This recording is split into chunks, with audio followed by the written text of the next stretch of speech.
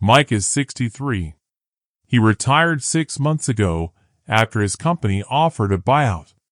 He claimed Social Security the week he left because everyone told him, "You never know how long you'll live."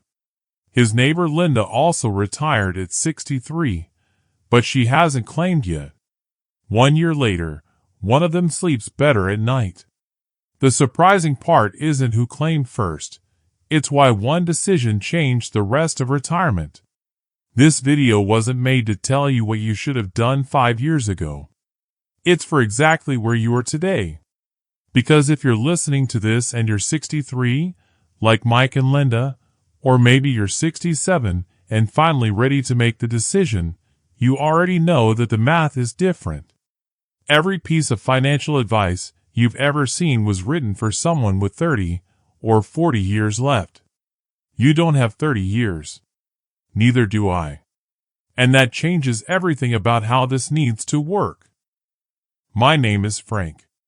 If nobody in your life is having this conversation with you about the decade that decides everything, that's exactly what this channel is for.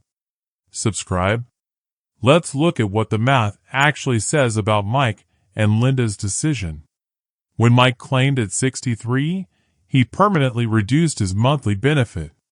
Full retirement age depends on your birth year. It is the age where you receive 100% of your earned benefit. Right now, that age is between 66 and 67.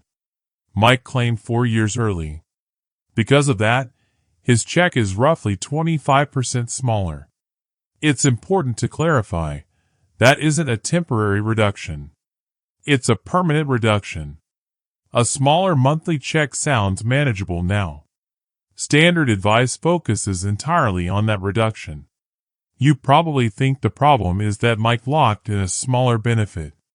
The actual problem is that Mike created a permanent income ceiling. That ceiling creates immediate ripple effects. Mike is single right now. Because he claimed early, he also just permanently lowered the potential survivor benefit, the monthly amount a widow inherits, for any future spouse he might marry down the road. More immediately, that 25% smaller income stream might force Mike to draw more heavily from his retirement portfolio. He has to do this just to meet his monthly expenses. Many viewers also have to navigate a complex spouse or partner variable. Retirement decisions affect two people. These two people often have different savings levels and different target retirement dates. For Mike, making up that income difference on his own increases his sequence of returns risk, which is just a fancy way of saying he's running into bad luck in the market right at the start of retirement when he can least afford it.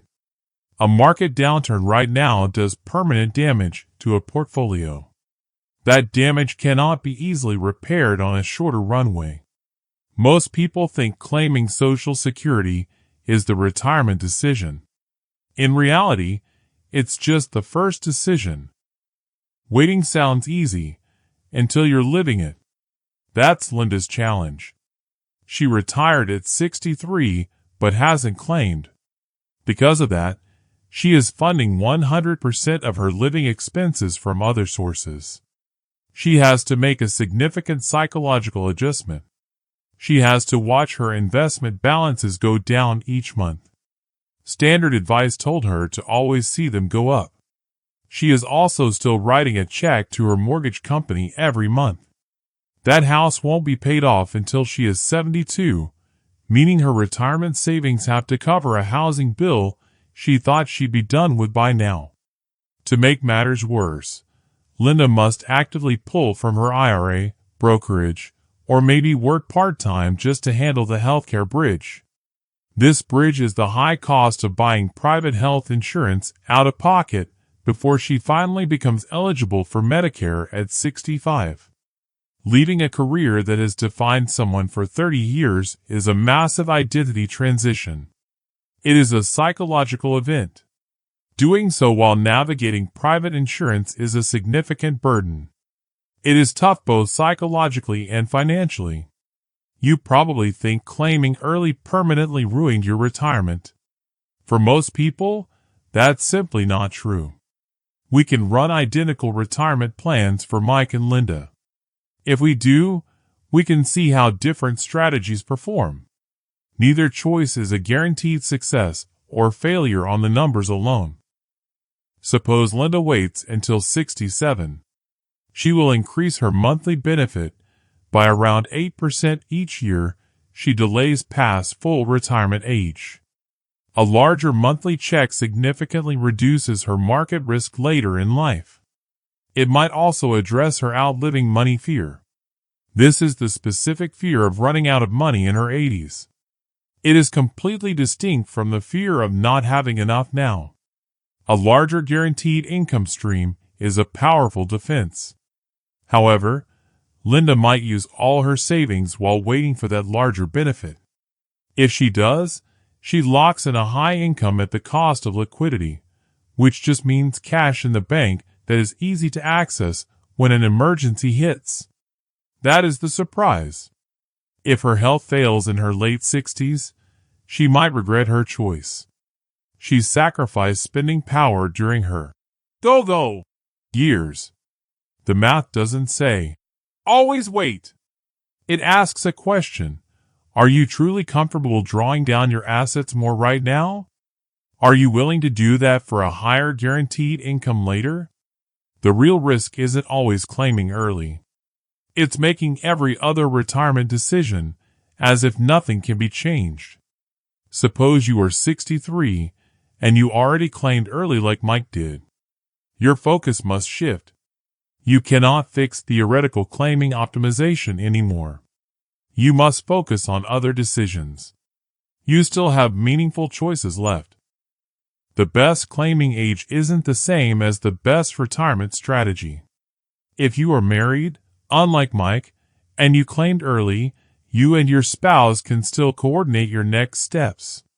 Suppose your spouse is younger or earned less. They might delay their own claiming. This increases their benefit. It also increases their potential survivor benefit if you are the higher earner. This decision is not isolated. Maybe you are using your savings to support an adult child.